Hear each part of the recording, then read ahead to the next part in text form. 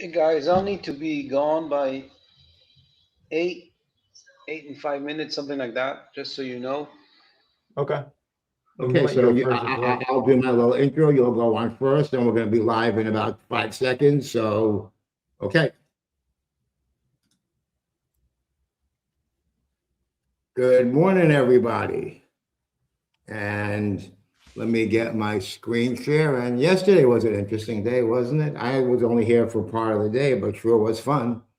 Let me get my screen up, and let's talk about it. Let's discuss.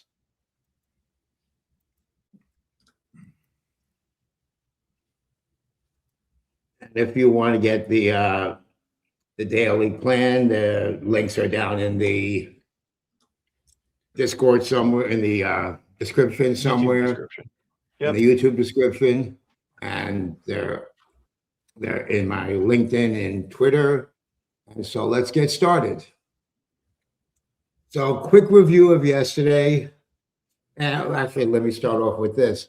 The actual profile today, the setup, the levels look very similar to yesterday. Almost like a carbon copy. I had to check my data and make sure, wait, do I have the right data? And it sure looks like I do. So, and maybe that's not surprising after all, because the same bets are being placed by the same people, whatever.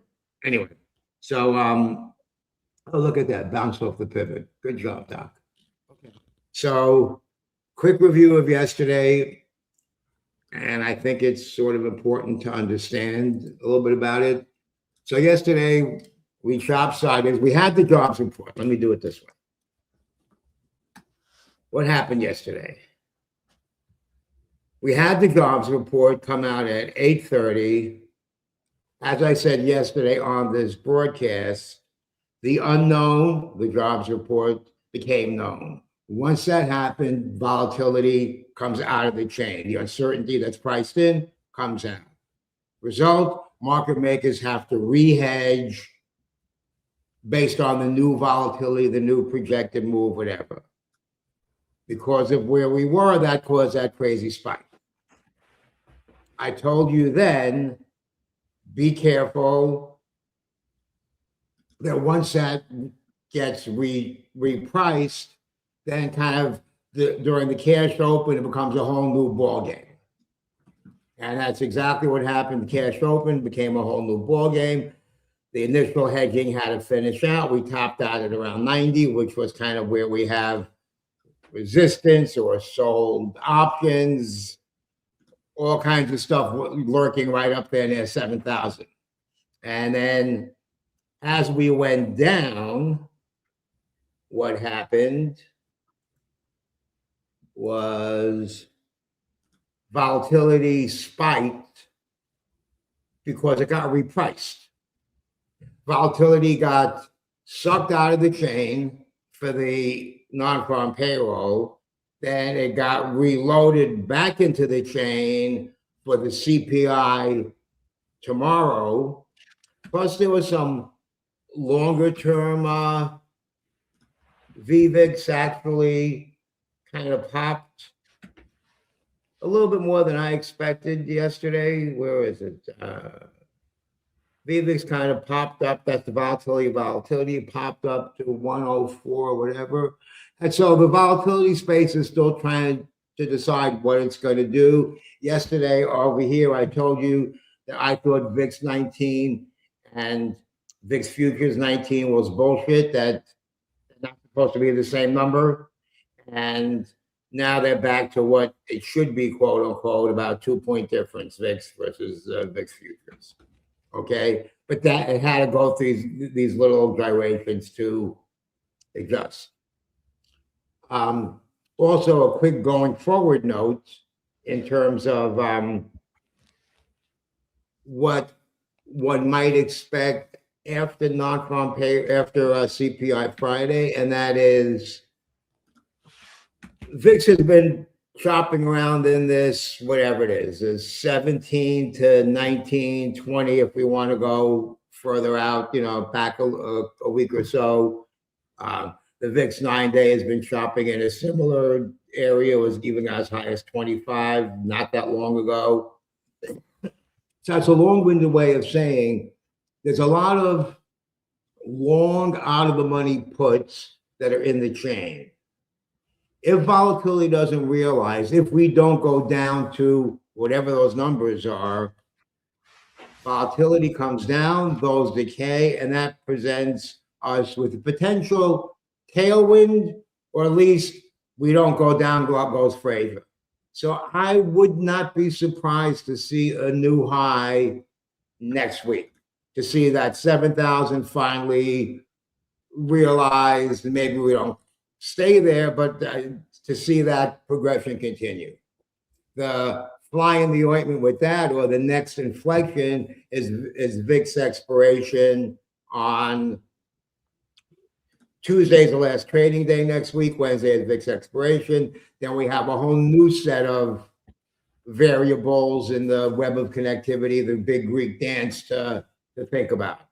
And if you want to see what I'll tell you what I think about it as it unfolds, click the subscribe button and you'll see what I see, or tune in and listen here, or we'll be talking about it. Okay.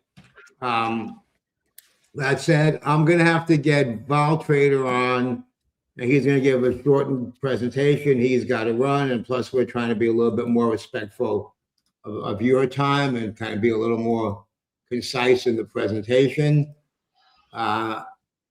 And you know, as you see, it's sticking to the plan. Pivot. Ooh, I like that.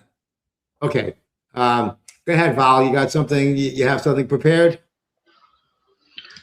Yeah, here I'm sharing the screen.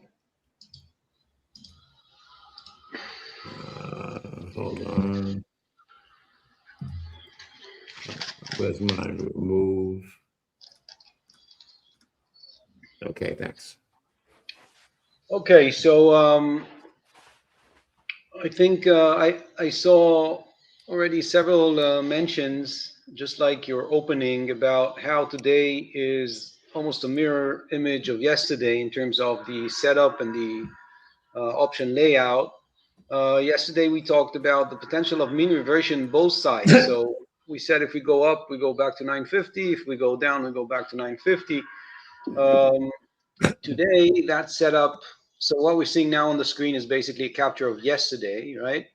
And I mentioned the VIX 17 as an easy way for anyone to basically monitor a level which, if breached to the downside, you'll have a huge Vanna effect that will carry, you know, into tomorrow if this happens today. But either way, everybody should have an alert on say 16.75 VIX to be aware when that happens, whenever, if that happens, of a large potential upside that can propel. If this happens today, we do 7,050 in my eyes. It doesn't happen today because we have CPI tomorrow. It happens maybe Friday. Yeah, no problem. So yesterday, the high of the day, 66.9990, was basically met with that VIX 17 floor. We even printed a bit lower, like 16.82 or something, but then we got that strong mean reverting forces, which, you know, happened to collide with that 17. So the 17, while it doesn't necessarily mean anything, but it's pretty defined in the VIX chart, and as people use that mainly as a volatility gauge, then that level should be alerted if it were to be breached. Now, looking at today, it's very similar, right? What we're seeing now on the screen is yesterday, and what we're seeing now on the screen is today. So we still have that mean reversion section red into the 6990 or so. We get rejected, and if we were to drop to 6950 or so, we get bounced back up.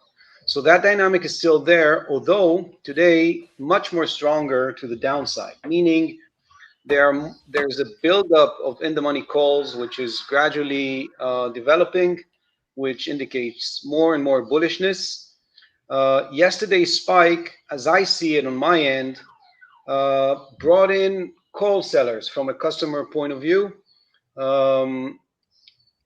basically flattening the skew between 7,000 and 7,020. Those calls were sold. The ones that I follow were sold, opening up that trough and spreading it out into a plateau. So 7,000 up to 7,020 is implied in today's data. So up to 720, this is the implied upside, a very easy level to reach if they break and the VIX falls the 17. Above that, we can see a much sharper call skew.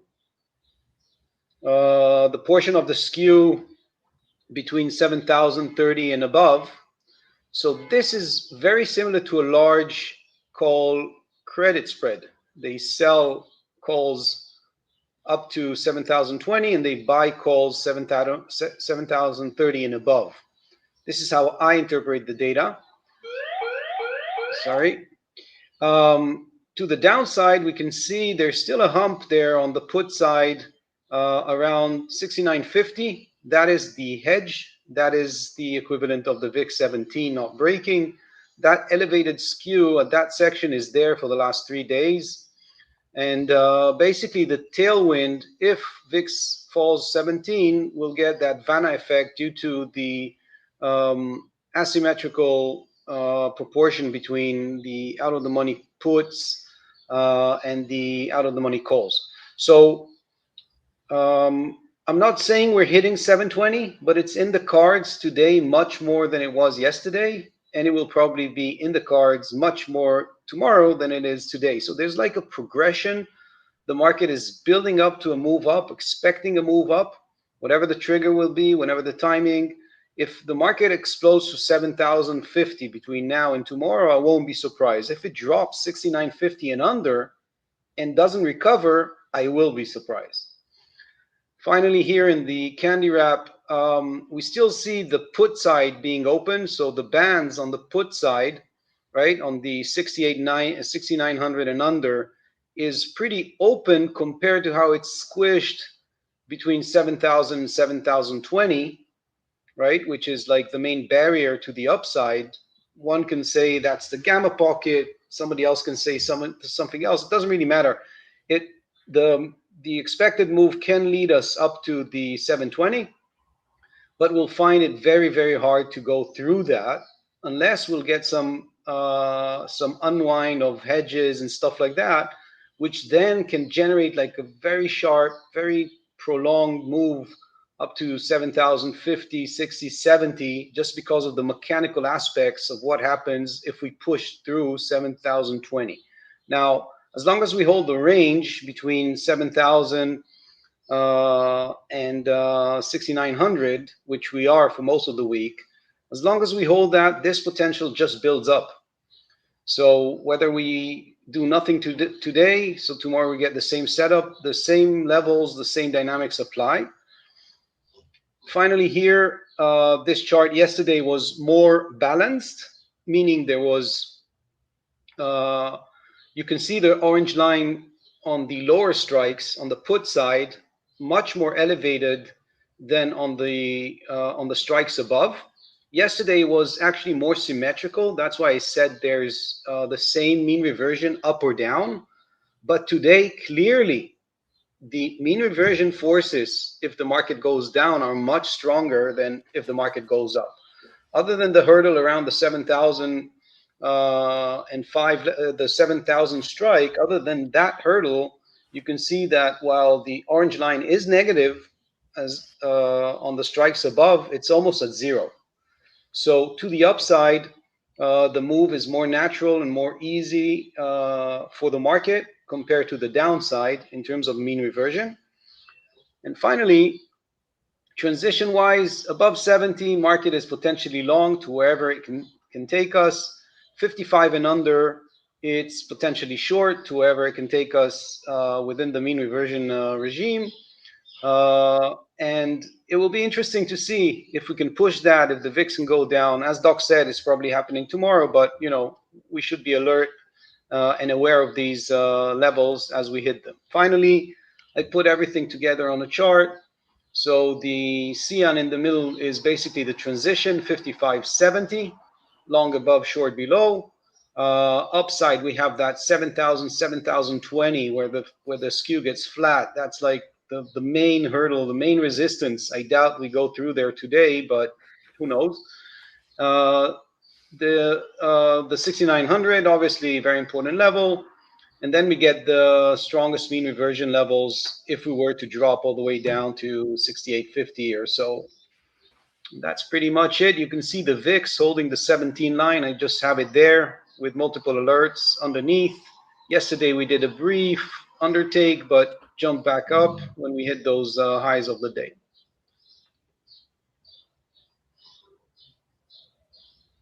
That's it, Doc. Great info, Vol. Thanks. Sure thing. Thanks a lot. That's a very nice chart. We'll talk about off screen about how we might be able to. I like that chart, especially for a longer term swing. We kind of see where the 3 to 5 day levels are. Not everybody wants a chart that gives every 10 or 15 points like I do, for like intraday scalping. That said, go ahead, Joey, what do you got for us? All right, let me pull that up for you guys. I'm basically going to say the same thing in my more elementary approach. But what I have for you guys here is a range of between 7,005 down to 69.65, or sorry, no, 69.50. Pretty big range. I got a pivot between 69.77, which we're reacting off currently. I personally my plan A would be to break below pivot, break below pivot down here to 69.65, maybe a little slippage below, and then taking that all the way up to my ceiling. I think that would kind be of not quite undertake yesterday's low, but kind of get in that area and then look for the bounce back to the middle, to the pivot. Absolutely. Area. Yeah. And if we do take yesterday's low, I still have a bounce area here at 69.25 that is pretty strong, and then I'd still look for a push from here, at least to my pivot. Very actionable trades that you can take from here to there or from here to there. Do you follow also the NQ, by the way? I only trade the NQ, really. I do this ES chart for you guys. Yep. Okay, so do you have any thoughts on the fact that when compared on the daily chart, we are just, we're at all-time high with the SPX, ES, whatever, and there's like a large gap for the NQ to close. And do you have any thoughts on how that lack of synchronization affects us, and how bullish the SPX can be if the NQ doesn't do a similar move? So great question. I think the NQ is making it difficult for the SPX to just trade upside currently. However, I think the NQ is going to follow, and I don't think we're going to go down for that gap. You think the NQ will not follow? Will follow. Oh, will follow. Will follow, yes. Okay. I think so too. I'm not an NQ guy, but just from the Qs and just from looking at the constituents, whatever, from the dispersion, I think it follows along too. Maybe not as cleanly as we would like, but I think it does. Most of us follow SPX, but the problem is that as the NQ is opening that gap, it's becoming like an anchor. The more the SPX want to go forward, the more the anchor digs inside. So for a change, I think we should be looking at both markets, because until the NQ doesn't recover from its bias, whatever, the investors doesn't like the AI and all that, for as long as it doesn't recover, it will really hamper any move up in the SPX, because those two markets are strongly correlated for like the last 20 years or so, and share the same constitutes, and like nothing can happen in one market without the other following through, right? falling through. Correct, which is why I think an all-time high of the SPX will be short-lived until we then retrace correctly, and then we're going to find we're going to reduce our divergence between the two as the SPX starts to come down. And let me just throw in another set of variables in there. As most of us know, breadth has been good. The laggards, the S&P 490 have been doing a lot of the lifting. Stocks above, the number of stocks above that 20-day and 50-day, those are all in the moderate to positive range. And so it's not going to, we don't need to see NVIDIA, Tesla, whatever at all-time highs to make up the difference. We just need to see them back at their 20 days or 10 days or whatever it is, just for them to make up some of the lost ground and everybody else to kind of hold ground to get toward that 7,000 and stay there. So if QQQ, say, can make it to 25, to 625, 630 and hang in that area, not at new all-time highs, that would be enough juice to get S&P going, and then, that kind of dynamic. I don't know if I'm making it clear. You are. And then I think what you're saying too is you kind of have the FOMO buying begin, right? Once everyone starts to buy and you start to see some real strength, I think people would have no choice but to buy. And they don't even have to go, we don't need to see them at new all-time highs. We just need to see them like Microsoft or Meta or some of those other big names kind of catch up. Mm-hmm. And that would be enough to propel things forward.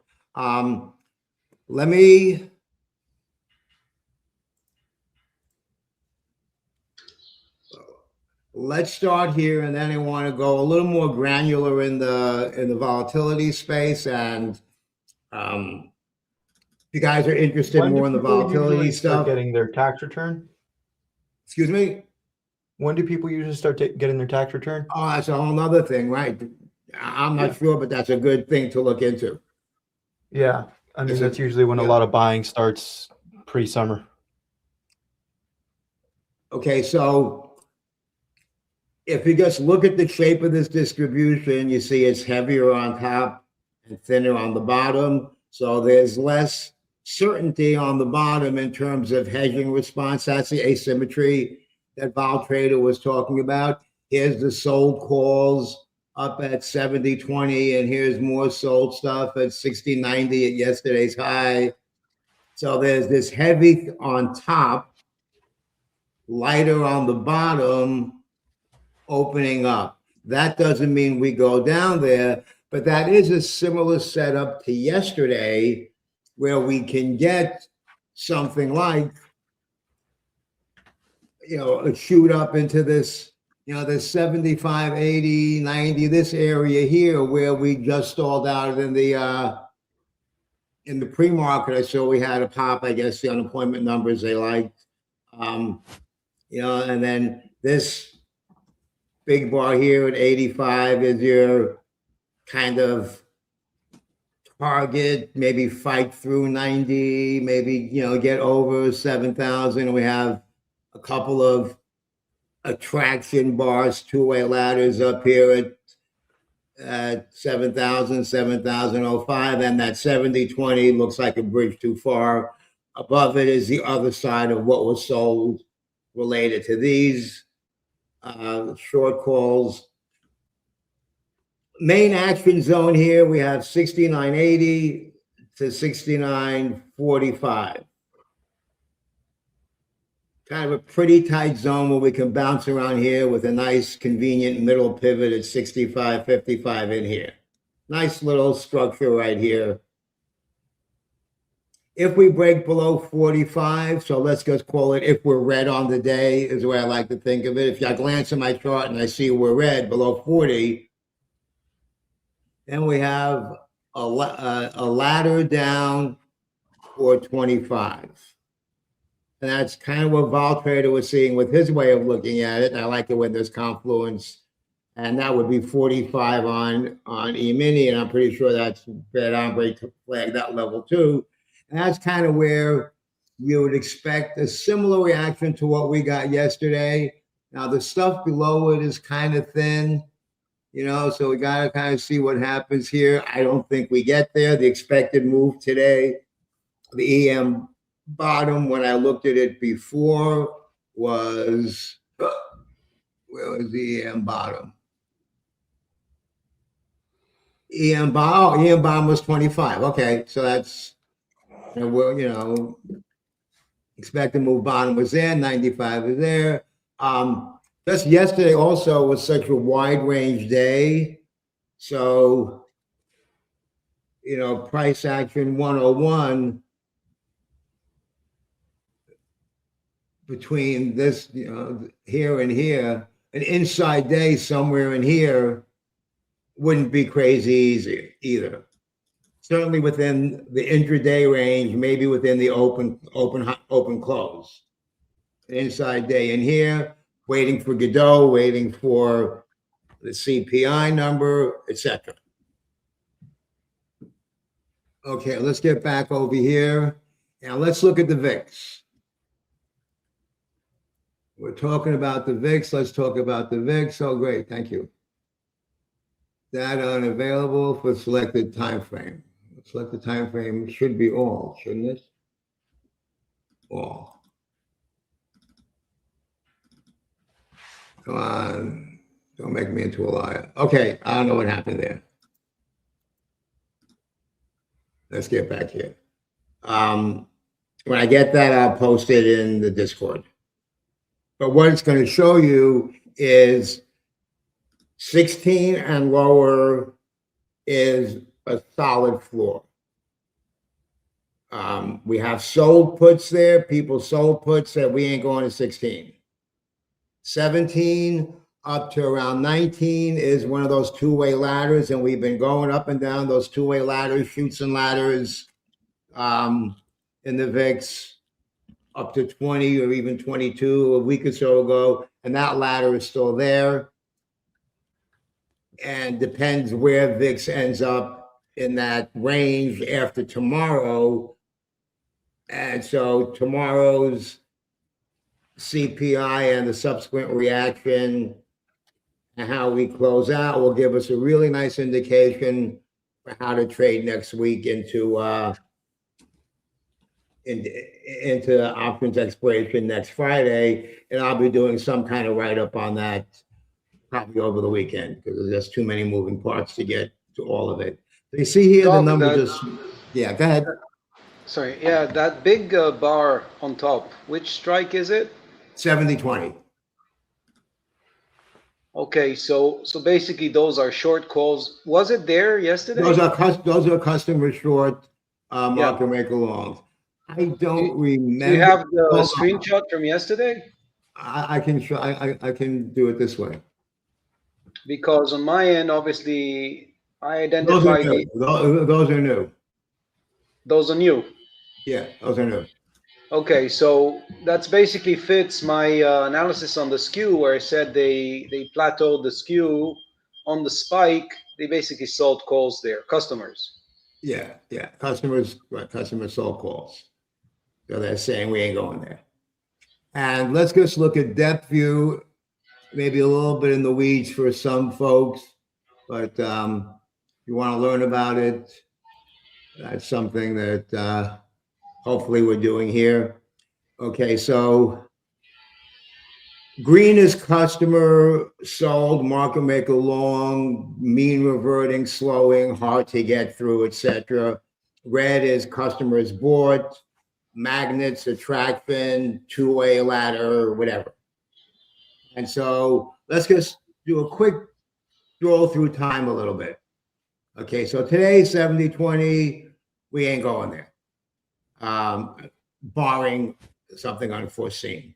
Now, there's a pretty decent sized bet here at 7,000 and 69.85. The 69.85 is kind of sandwiched in this 75 to 90. So Here's like your upside battle zone right in here, and you can kind of chop around in here. If we break below 75, which is not crazy, there's really not a lot from a gamma point of view until around 55 pivot, which I noticed VolTrader had the same pivot, I think.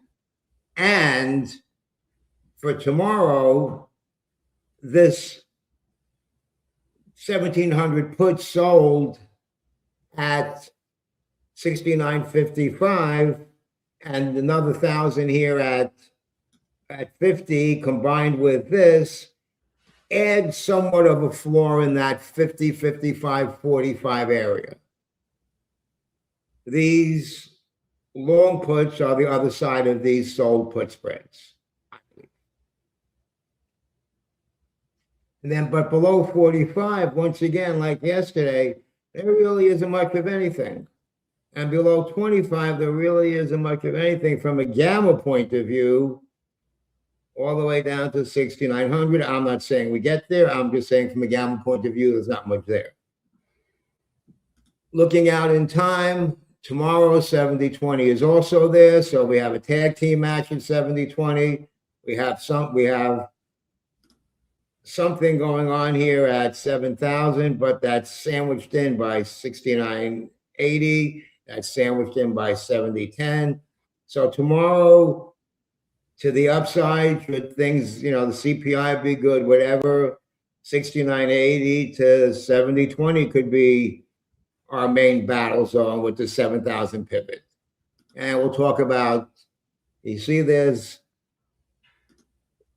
these reds mean customers long. We might get there. There's some pretty big bets up here at up to 70.25. Some of it might be the other side of sold spreads over here. And so that's the roadmap going forward. And it's going to be fun. Let me see if I can, if the VIX is going to come up for us and it's 9 o'clock. And it's my hope, my goal to kind of be done in a more timely manner. So let's see if we can get the VIX to work. Hold on, let me see if maybe I'm just doing something wrong on the let me get rid of this. Let me see if I do specific, if I hit all, if this will fix it.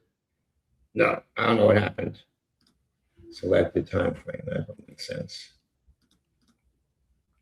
Okay, give me 1 second while I play with this again. Let's just try range. Oh, that's the problem, maybe. I don't know how to fix this.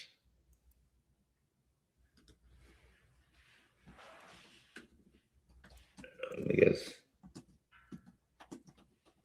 Let's see if that does it. If not, I'm just going to have to. No, okay, so something is screwed up here. All right. Oh, one other thing I want to show you.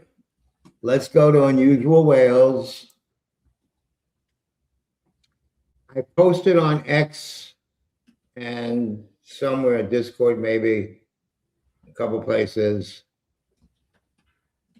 kurtosis and term premium. Let's just talk about that real briefly.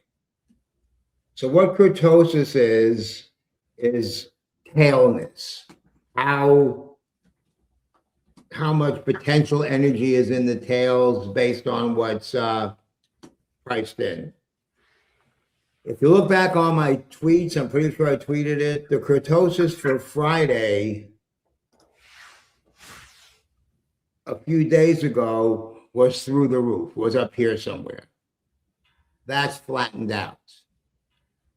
So the potential for that big move Friday has somewhat come out versus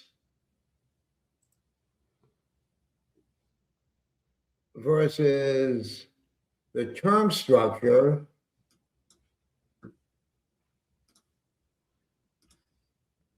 I didn't start off with this being the volatility bro. It just kind of got dragged into it. we still have a lot of a kink in the term structure with a vol of 16 for Friday. Typical Friday, Monday drop in vol from 16 all the way to 10. And then climb back up to expiration, back up to a vol of about 13. And so this is where that pop potential comes in early next week. Now, this is going to come up. This always does. This is going to come up. We're not going to have a 10 vol for Monday on Monday. A 10 vol, I mean, we might have 10 vol is about a, let's call it a 35, 40 point expected move. So 20, 25 points in each direction. So I just thought that was interesting. And I try to write this stuff up. Any thoughts on CPI direction? Not really. Not really. My thoughts are more on reaction to the CPI than all that stuff's. My basic thought is, unless it really is an outlier in one direction or another, after the wiggles and all that stuff, then we've got potential move to the upside. Once that volatility comes out of the chain, we have potential move to the upside, unless it really sucks, technical term. And then just like yesterday, if I put on my macro tourist hat for a minute, just like yesterday's non-farm payroll, first the algos got excited, I imagine, and the narrative, writers, oh, jobs market is strong and wages here and prices there. Oh, the economy is good. Like we're going to the moon. But then the counter narrative is, oh, wait a minute. Then the Fed's not going to raise rates, lower rates in June. It's going to be July. Oh, no. And so the dollar went up, dollar went down, the bond auction, all that kind of stuff.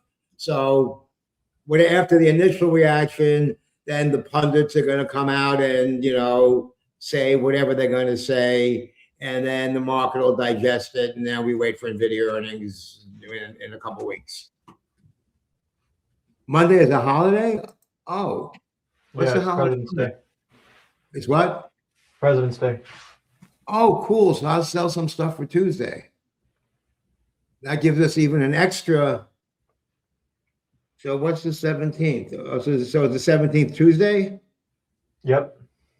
Oh, even a big, that makes stuff even a little more interesting. I'm gonna have to think about that.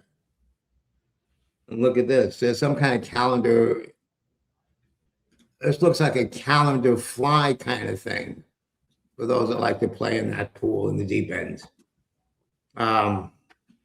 Okay, so that's it. Yeah, exactly. We reacted right away. Well said. Perfectly said.